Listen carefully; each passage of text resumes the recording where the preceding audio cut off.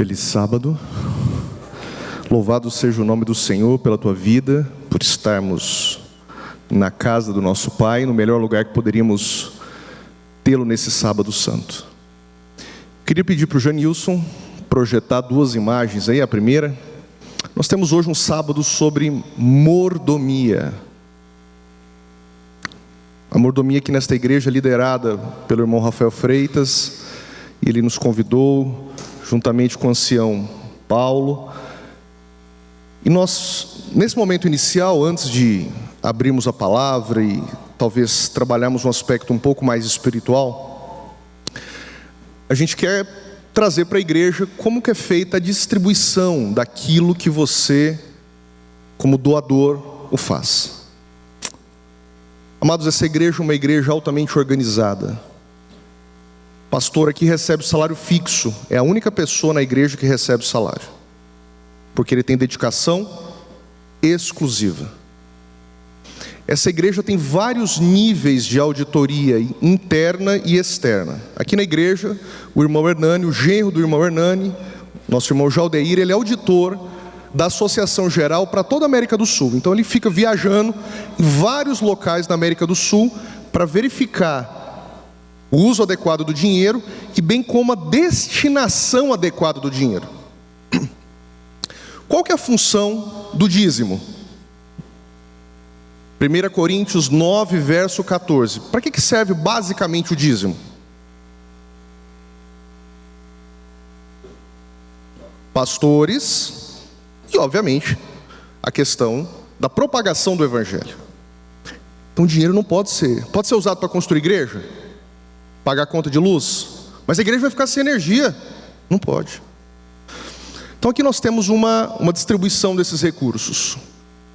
Então, a maior parte fica no campo local, no caso a Associação Brasil Central, 9% no caso aqui para nós, na UCOB, 9% para divisão, pois nós temos aqui 1,5% para formação de pastores, capelania, Novo Tempo, comportagem e os céus, né? E nós temos 2% que vai para a sede mundial da igreja. Essa é a distribuição do dízimo. Por favor, o outro. Agora nós vamos partir para as ofertas. Eu não fiz uma pergunta, mas você observou que no slide anterior, quantos por cento ficou para a igreja local? Quantos? 0. Importante essa informação. Nas ofertas, sim, 60% para a igreja local. Das ofertas apenas. 70% do restante, associação, 18% união, 12% divisão, e a sede da divisão sul-americana, sede mundial mais 20%, e ali tem uma divisão entre projetos missionários ao redor do mundo, e vão para projetos especiais que estão na nossa contracapa da lição que todo trimestre você observa. Essa é a divisão. Por isso, amados, aqui nós estamos na Igreja Central passando um momento diferente, com poucos recursos, porque nós estamos num ambiente novo, com custos maiores, e a Irmandade nós temos lutado e conclamado, amados. Aqui nós temos dois pontos de vista. Primeiro, um ponto de vista ético. Se você for em qualquer lugar que você usa água, luz, você tem que de alguma forma contribuir ali, né? Se você for para uma associação, um encontro de amigos que tiver despesa, vocês têm que contribuir. Não seria diferente aqui. Mas aqui ainda é um aspecto espiritual da graciosidade que você reconhece em Deus e você faz através das ofertas. Porque quando nós ofertamos, ainda nós não fizemos nada. Ah, mas eu sou um dizimista fiel. Você não fez mais do que a obrigação de que Deus colocou a você. A oferta, sim, é um ato de retribuição, de reconhecimento de que Deus cuida da sua vida. Então é isso, para nós deixarmos claro para a igreja, de tempos em tempos é bom que isso seja falado. Se você tiver alguma dúvida, no particular, eu estou à disposição para detalharmos um pouquinho mais sobre isso. Agradeço. Feche os seus olhos. Vamos orar. Santo Deus e Pai, nós vamos tratar de um tema aqui, Senhor, que é para ser bênção, mas infelizmente tem sido maldição para muitos. Inclusive esse que vos fala precisa lutar diariamente com isso, querido Deus. Unja, Senhor, o nosso coração agora, a nossa mente, para que recebamos do Senhor a luz e, sobretudo, a força para tomarmos as melhores decisões diante do Senhor.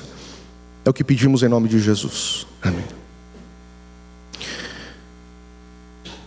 Você tem alguma dúvida que o tema dinheiro é importante?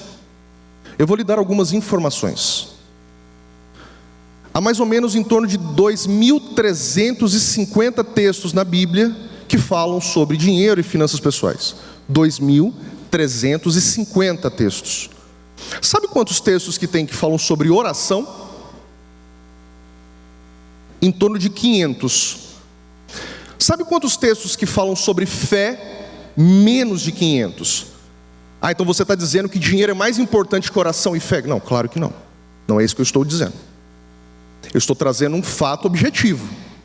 Eu só não quero que você tenha a impressão que esse assunto não é importante. O dinheiro vai comprar a tua salvação? Sim ou não? E a tua perdição? Talvez para alguns. Esse é o grande aspecto. Eu me lembro de um filme do ano de 2000, falando em compra de salvação. 2009 teve um filme que fez muito sucesso, chamado 2012. Havia uma crença do calendário maia que no ano de 2012 haveria extinção do planeta Terra, por catástrofes. Em um determinado momento, olha como que é o filme. O que eles resolveram fazer? Arcas. Não fizeram naves espaciais, porque o mundo teria grandes tsunamis, erupções, vulcões, e ia haver um novo dilúvio. A gente já sabe que isso é antibíblico, mas o filme retratava isso. O que eles fizeram? Arcas altamente tecnológicas. Num período de 2 anos, de 2010 a 2012, em 2 anos eles fizeram isso. Obviamente que para algumas centenas, algumas milhares de pessoas. E quem que são essas pessoas? E no momento do filme, um sheik árabe, o rapaz vai lá, um senhor muito distinto, e vai apresentar no tablet para ele lá, ele começa a ler no tablet. E aí daqui a pouco, o senhor está entendendo? Ele, entendendo, eu estou. Mas é que 1 bilhão de euros é muito dinheiro, e minha família é muito grande. Então, para entrar naquela arca, cada pessoa deveria pagar 1 bilhão de euros para ter acesso à arca. Fora os grandes líderes mundiais, cientistas que tinham passagem livre. Márcio, teu filho vale 1 bilhão de dólares, de euros? Vale mais. Porque você dá valor. O que é um pedaço de papel jogado na rua? Você paga alguma coisa por esse pedaço de papel na rua? Pensa no dia depois das eleições, aí tem aqueles negocinho que a gente chama de santinho, né? Você pagaria por aquilo, um dia posterior à eleição? Não vale mais nada, já acabou a eleição. Aquilo não tem valor. Nós vamos chegar à importância do valor. Por que Deus colocou e permitiu o desenvolvimento dessa questão que nós chamamos de dinheiro? Nós vamos ter uma visão um pouquinho diferente, biblicamente, da importância, o porquê Deus permitiu a existência disso em nosso meio. Vamos falar de dinheiro de novo. Essa frase já remete que você tem algum problema, ou com o dinheiro, ou você já acha que domina o dinheiro, ou você não gosta que cutuque o lado ruim da gente. Dinheiro de novo, mordomia de novo.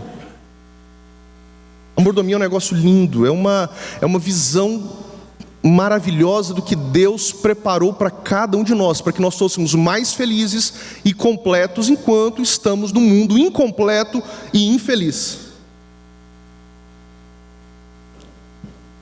Eu queria que você abrisse a tua Bíblia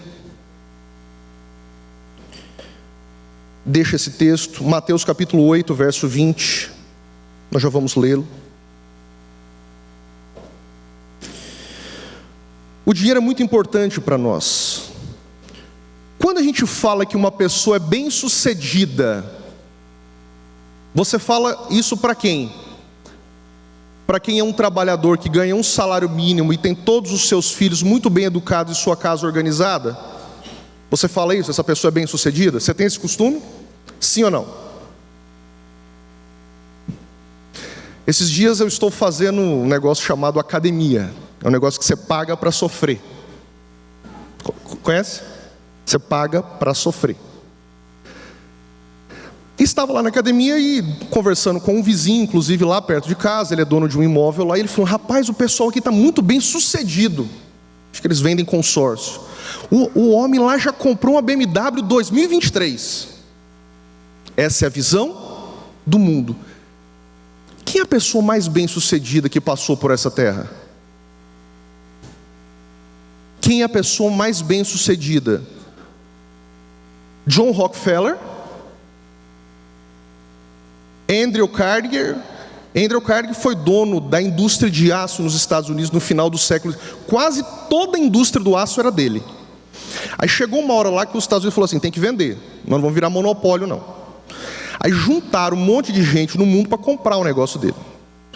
Aí o banco JP Morgan deu um cheque para ele. O JP Morgan, era vivo ainda, deu um cheque para ele, 450 milhões de dólares na época.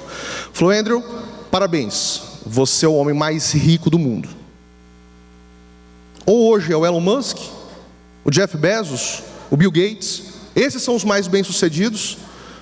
O homem mais bem-sucedido que pisou nessa terra se chama Jesus Cristo.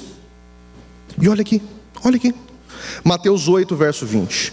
Mas Jesus lhes respondeu: as raposas têm suas tocas e as aves do céu têm seus ninhos, mas o Filho do Homem não tem onde reclinar a cabeça.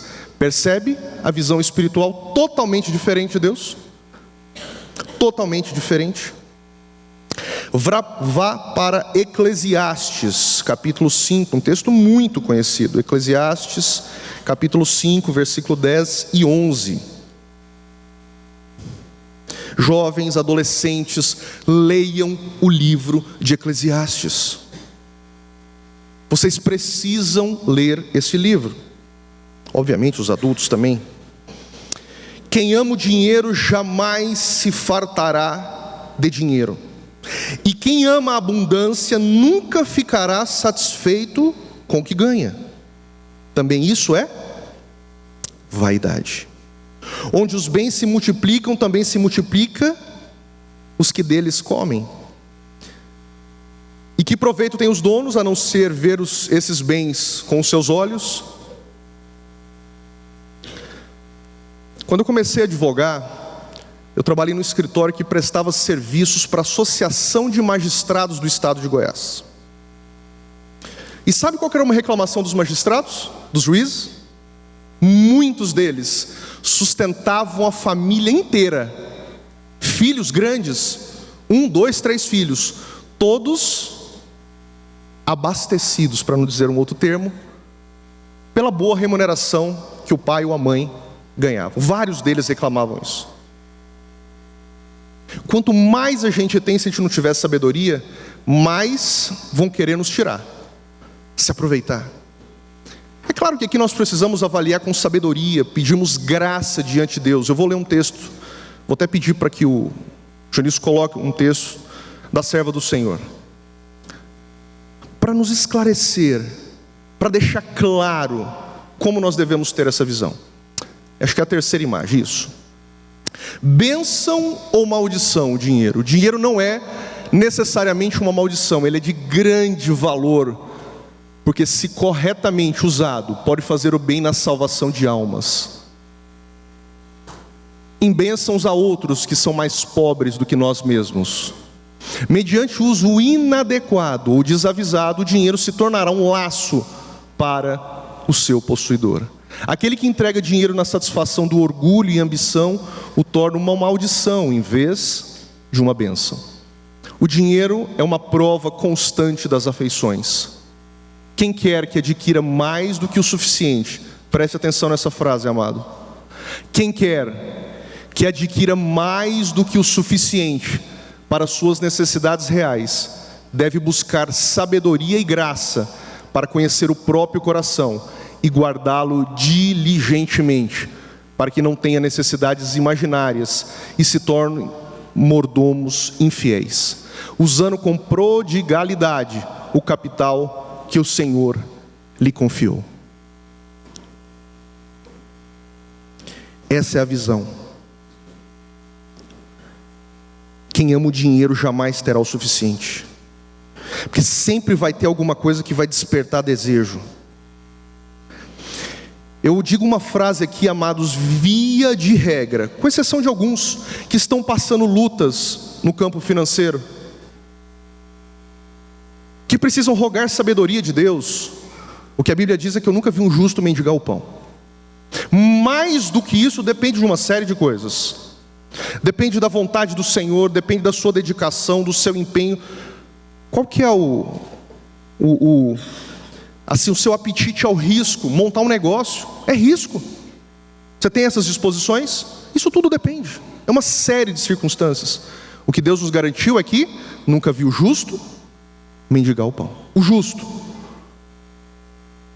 o trabalhador, uma pessoa dedicada, é uma característica do justo. Uma pessoa que não trabalha, diz o apóstolo Paulo, que não deve nem dar de comida para ele. É o que o apóstolo Paulo fala. Nosso problema não é, via de regra, a falta de dinheiro. Nosso problema é um coração cobiçoso, desejoso. Como é bom ter luxos, como é bom estar em ambientes luxuosos, possuir coisas de destaque. Qual é o verdadeiro valor do dinheiro? Daqui a pouco nós vamos chegar a uma história bíblica muito conhecida que nos ensina muito. Qual é o verdadeiro valor do dinheiro? Se eu entregar uma mala com R$1 milhão lá para um indígena que nunca teve contato com a humanidade, qual que é o valor disso para ele? Tem algum valor para ele? Se eu der uma nota de R$100 para uma criança de 2 anos,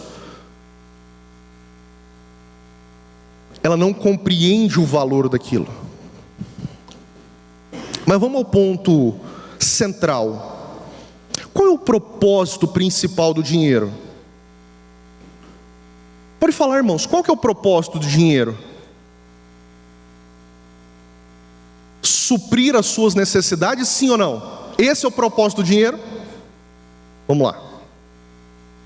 Eu quero trabalhar com os irmãos, não estou incitando que você erre a resposta, não, amados. É só para que nós avaliemos, pensemos um pouco mais do que a superficialidade. Vá para Filipenses capítulo 4, verso 19.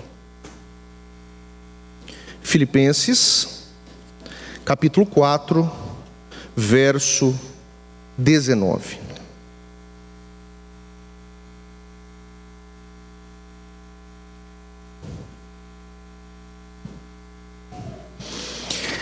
E o meu Deus, segundo a sua riqueza em glória, há de suprir em Cristo Jesus tudo aquilo do que vocês precisam.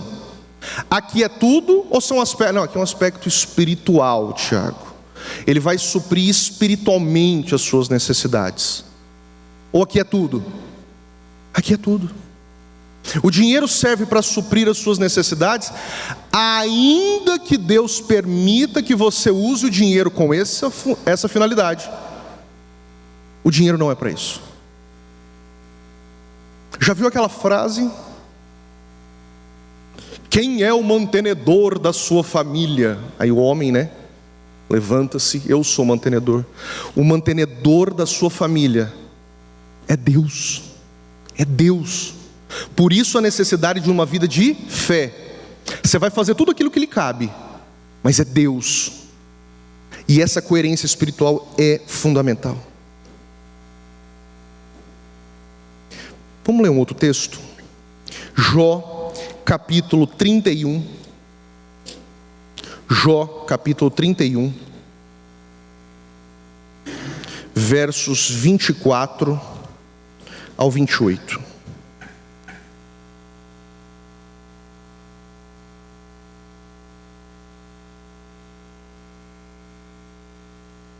Olha que nível que Jó colocou essa questão da segurança baseada nos recursos. Se no ouro pus a minha esperança, ou se eu disse ao ouro fino, você é a minha garantia. Se me alegrei por ser grande a minha riqueza, e por ter a minha mão alcançado muito. Se olhei para o sol quando resplandeceu, ou para a lua que caminhava ao seu resplendor, e o meu coração se deixou seduzir em segredo, e eu lhes atirei beijos com a mão, também isso seria um delito a ser punido pelos juízes, pois eu teria negado a Deus que está lá em cima. Jó aqui está dizendo que é um delito tão grave você equiparar a garantia no dinheiro quanto a adoração ao sol. É um pecado igual. Olha que nível de preocupação nós devemos ter com essa questão. Essa é uma luta, amados, que eu tenho constantemente. Você tem um objetivo, juntar uma pequena reserva, e aquilo se torna um laço, uma pseudo-segurança. Esse é um zelo que nós precisamos ter. Ellen White fala que é desejável, é assim que deve ser feito. A gente deve ter uma pequena porção de recursos, para que nas agruras da vida você possa se abastecer. Mas a sua segurança deve estar firmada no Senhor. Então qual que é o principal objetivo do dinheiro? Se não é suprir as nossas necessidades, e não deve servir de segurança para nós, então deve ser para pregação do Evangelho. Pregação do Evangelho. Deve ser para promover o reino de Deus.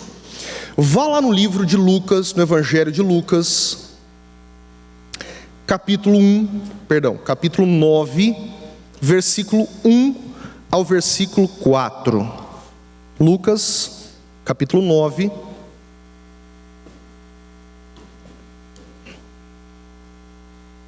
versículo 1 ao 4. Tendo Jesus convocado os 12, deu-lhes poder e autoridade sobre todos os demônios e para curar doenças. Também os enviou para pregar o reino de Deus e curar os enfermos, e disse-lhes: não levem nada para o caminho, nem bordão, nem sacola, nem pão, nem dinheiro. Vocês também não devem ter 2 túnicas. Na quinta-feira eu fui lá na chacrinha do meu pai e fui levar, passamos só o dia. Aí eu fui com a roupa do corpo, levei ainda mais uma roupa de segurança, vai que acontece alguma coisa. Eles foram sair sem data para a volta, e não era para levar nada. Continuem. Na casa em que vocês entrarem, fiquem ali até saírem daquele lugar. Que fé! Se fosse eu, vamos nos organizar, vamos prever, vamos fazer um projeto missionário de 6 meses.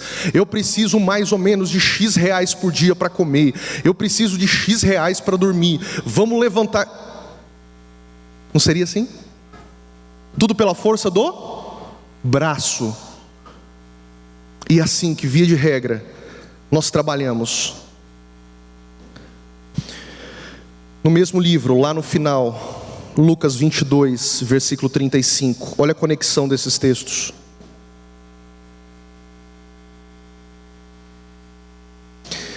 Lucas 22, versículo 35. A seguir, Jesus perguntou aos discípulos: quando eu os enviei sem bolsa, sem sacola, sem sandálias, por acaso lhes faltou alguma coisa?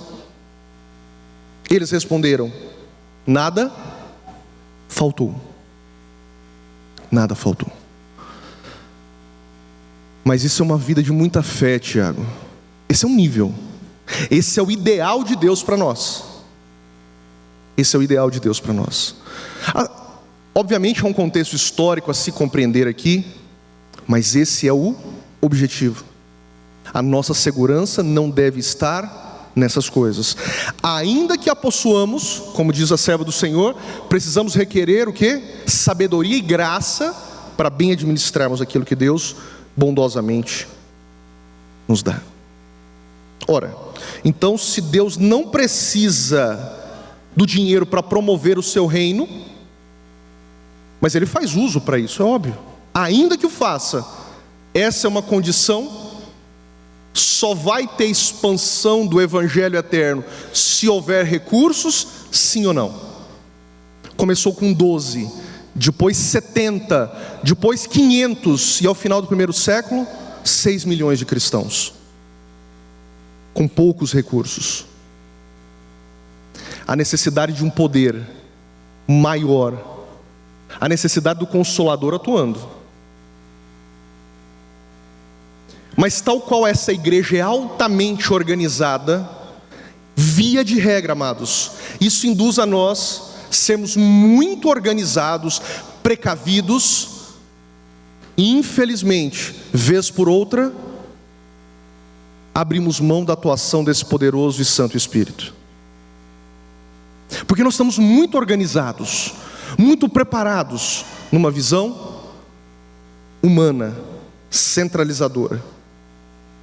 E esse zelo, e esse cuidado, e essa advertência deve ser. Entremos no aspecto central desta manhã. Qual o objetivo principal do dinheiro, então? Por incrível que pareça, amados, Deus lhe confiou recursos para desenvolvimento do vosso caráter. Vamos ler um texto. Vamos para Mateus capítulo 25. Vamos estudar a parábola dos talentos. Você sabe o que é um talento? Nesse aspecto aqui bíblico, aqui é uma porção, uma quantidade. Alguns falam em 60 minas, mas para traduzir mais facilmente, é em torno de 30 a 35 quilos de prata. 30 a 35 quilos de prata. Isso dava mais ou menos para pagar um trabalhador, nesta época, por 20 anos. 20 anos, ok? Guarde essa informação. Vamos lá. Capítulo 25, versículo 14 em diante. Pois será o quê? Por que ele fala, pois será como? Como o quê? Como reino. Porque no início nós temos uma outra parábola do capítulo 25. Então o reino de Deus será a parábola das 10 virgens. E eu vou lá no versículo 14. Pois será o reino de Deus como um homem que, ausentando-se do país, chamou os seus servos e lhes confiou os seus bens. A um ele deu 5 talentos, a outro deu 2, e a outro deu 1, de acordo com a capacidade de cada um deles. E partiu então. Um era mais inteligente que o outro, sim ou não? Mais capaz que o outro, sim ou não? Mas algum deles era incapaz? Algum deles era incapaz? Amados, essa é uma lição para nós. Eu posso ter um talentozinho só, mas eu não devo me colocar diante dos desafios que Deus preparou para mim, menor do que aquele que tem muitos talentos. Essa é uma parábola interessante para nós. Às vezes a gente conecta isso apenas aos talentos: cantar, falar, pregar. Coloque o outro texto, por favor, Janilson. O último texto. O quanto que essa questão do dinheiro ainda está atrelada aqui. A gente sempre quer transferir nessa parábola só para a questão dos talentos. Ellen White diz: foi mostrado que a parábola dos talentos não tem sido plenamente compreendida. Essa importante lição foi dada para os discípulos para benefício dos cristãos. que viveriam nos últimos dias. E os talentos não representam meramente a capacidade de pregar ou instruir pela palavra de Deus. A parábola aplica-se aos recursos temporais que Deus confiou ao seu povo. É claro que tem a ver com os nossos talentos de uma maneira lato sensu, mas de maneira específica, trata do recurso que Deus colocou à sua disposição. Como que você tem usado isso? Com diligência? Vamos continuar. O servo que tinha recebido 5 talentos, eu quero ler o final do versículo 14. De acordo com a capacidade de cada um deles, e então partiu. Aqui é uma discussão se esse então partiu se refere ao proprietário dos talentos. Alguns entendem que isso seria com relação aos servos, mas o contexto aqui é que, depois que eles receberam o talento, cada um saiu para negociar, para fazer aquele talento, ou aqueles talentos, serem ampliados, serem multiplicados. O servo que tinha recebido 5 talentos saiu imediatamente a negociar com eles e ganhou outros 5. Do mesmo modo, o que tinha recebido 2 ganhou outros 2. Mas o servo que tinha recebido 1 talento fez um buraco na terra e escondeu o dinheiro do seu senhor. Depois de muito tempo, não sabemos quanto tempo, mas de muito tempo, o senhor daqueles servos voltou e fez um ajuste de contas com eles. Aproximando os que tinha recebido 5 talentos, entregou os outros 5, dizendo: o Senhor me confiou 5 talentos, e eis os outros 5 que ganhei. O Senhor disse: muito bom, servo bom e fiel. Você foi fiel no pouco, sobre o muito o colocarei. Venha participar da alegria do seu Senhor. E aproximando-se o segundo, da mesma forma, foi-lhe apresentado os 2 talentos ao Senhor, e ele apresentou mais 2 que ganhou, e o Senhor diz exatamente a mesma frase. Chegando por fim o que tinha recebido 1 talento, disse: sabendo que o Senhor é um homem severo, que colhe onde não plantou e ajunta onde não se espalhou, fiquei com medo e escondi o meu talento na terra. Aqui está o que é seu. Se você parar para pensar, o último servo, ele foi diligente, cauteloso, sim ou não? Gente, ele guardou na poupança. Ele pegou e foi lá na poupança e guardou. Cuidadoso. Mas essa história nos ensina mais. Ensina que aquele servo quis fazer da sua forma. O medo, o texto fala, o medo, via de regra, o medo, quando é dominado, quando nos domina, gera em nós decisões equivocadas. E uma lição interessante: o senhor desses servos tinha falado como que eles deveriam gastar o dinheiro, sim ou não? Falou lá: é para o sustento de vocês, é para você pagar os outros servos, é para multiplicar o dinheiro. Não falou. Mas certamente aqueles servos conheciam o seu senhor. E é por isso que a compreensão que se chega: o Senhor deu àqueles servos o dinheiro para lhes testar o caráter. O dinheiro pode ser usado para a pregação do evangelho, para suprimento das nossas necessidades, às vezes para ter algum conforto, mas via de regra, o aspecto central desta manhã é que Deus está lhe preparando o vosso caráter. Você quer ser um gestor fiel? Hoje a gente não usa mais a palavra mordomo, a gente usa a palavra gestor, é uma palavra mais moderna, não é? Você quer ser um gestor fiel ou infiel? que bem aplica os recursos, que bem aplica e negocia esses recursos, seguindo todas as formas e métodos que o Senhor lhes confiou: honestidade, diligência, trabalho sério, fazer como se estivéssemos fazendo para o próprio Deus. É assim que você tem feito? Ou você tem guardado, bem guardadinho, e não tem sido bênção para os seus, não tem sido bênção para a sua comunidade, e não tem servido de bênção para o seu semelhante? Essa é uma indagação que nós precisamos fazer. Ninguém está dizendo aqui nesta manhã que você vai lá, ou se você tiver algum recurso, e sair distribuindo para todo mundo. Não é isso. Mas é pedir sabedoria e graça para Deus, para fazer as coisas tal qual Ele pede. Alguns de nós têm dificuldades com o dízimo. Alguns de nós têm dificuldades com ser ofertante.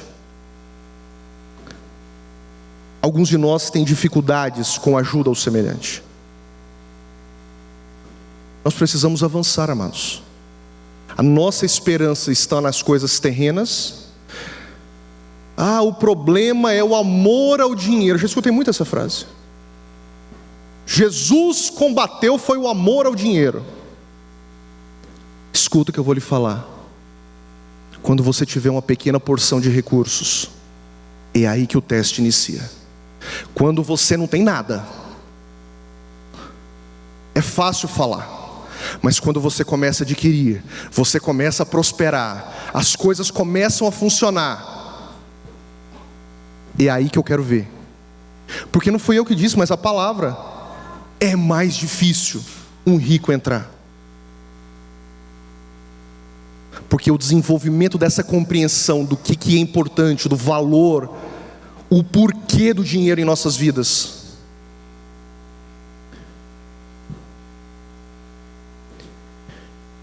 O último servo que recebeu um talento, ele estava disposto a tirar do seu senhor, mas não estava disposto a unir-se nos mesmos interesses do mestre, trabalhando para aumentar a fazenda do seu senhor. Amados, Deus nos dá posse para testar o nosso caráter. E eu quero deixar uma frase aqui muito assim preciosa. A aprovação do Senhor não foi por causa, não foi proporcional ao lucro, ao resultado, mas a aprovação foi por causa da fidelidade daqueles homens, dos dois primeiros.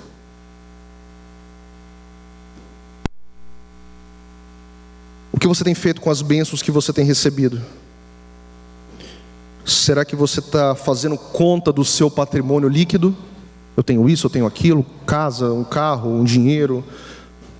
Quanto que você tem na realidade? Ageu 2 diz, verso 8: a minha prata e meu é o ouro, diz o Senhor dos Exércitos. Na realidade, amados, a sua soma é zero. A sua soma é zero. Mas fui eu que trabalhei, mas fui eu que desenvolvi um negócio, foi eu que estudei para passar no vestibular ou no concurso. Mas aí Deuteronômio 8, 17 e 18 diz: portanto não pensem, a minha força e o poder do meu braço me conseguiram essas riquezas. Pelo contrário, lembrem-se do Senhor seu Deus, porque é Ele que lhes dá força para conseguir as riquezas. Amados, eu quero terminar nessa manhã. Você tem confiado cegamente no projeto de Deus para a sua vida? Sim ou não? Ou você tem dúvidas que Deus quer o melhor para você? Porque na realidade ele foi com dúvida. Será que Deus quer que eu passe pela pobreza, pela luta? A gente foi com medinho. E a gente não se joga, não se entrega por completo no projeto que Deus tem para a nossa vida. Aí sofremos a vida inteira. Sofremos a vida inteira. Como diz naquele ditado popular, ficamos dando murro em ponta de faca a vida toda. Porque queremos fazer as coisas da nossa forma, do nosso jeito, pela força do nosso braço.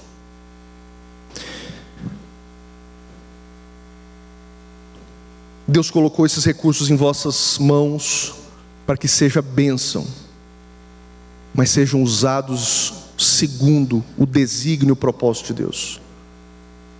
Converse com Deus, resolva-se com Deus.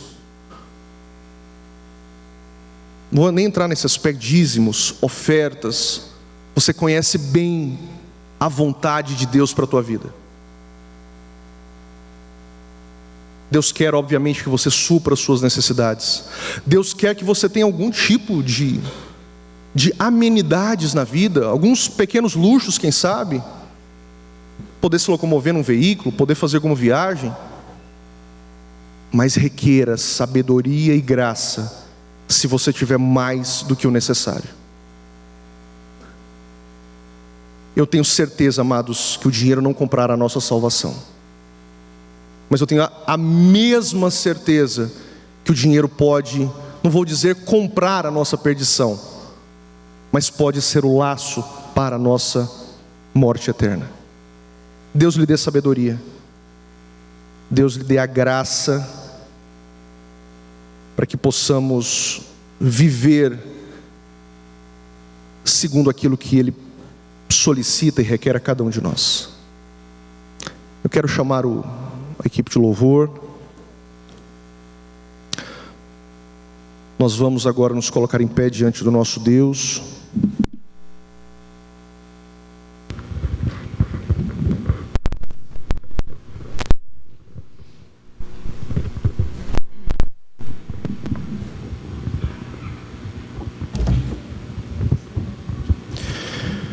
Feche os seus olhos. Santo Deus e Pai, bem certo é, Santo Deus, nosso Senhor, que o nosso desejo é que já estivéssemos nas mansões celestiais, onde nós vamos pisar em ruas, onde tudo aquilo que esse mundo contempla e deseja fará parte da decoração, mas onde a moeda principal é o amor. Mas enquanto não estamos lá, querido Deus, rogamos pelas misericórdias de Cristo. Nos dê graça, a graça capacitadora, nos dê a sabedoria vinda do alto, para bem usarmos aquilo que o Senhor coloca em nossas mãos. Cada um aqui sabe os seus desafios, querido Deus. Lutas, dívidas, ganhos excessivos, talvez com alguma ilegalidade. Abra os corações, querido Deus. Realiza uma obra maravilhosa neste aspecto. Se está faltando, querido Deus, supra em Cristo Jesus. Se estamos praticando algo em desconformidade com o que o Senhor solicita de nós, que o Espírito Santo nos incomode para tomarmos decisões. Queremos estar em pé naquele grande dia, querido Deus. Nos despeça em paz, nos dê a tua bênção e um restante de sábado feliz, o que pedimos em nome de Jesus. Amém, Senhor.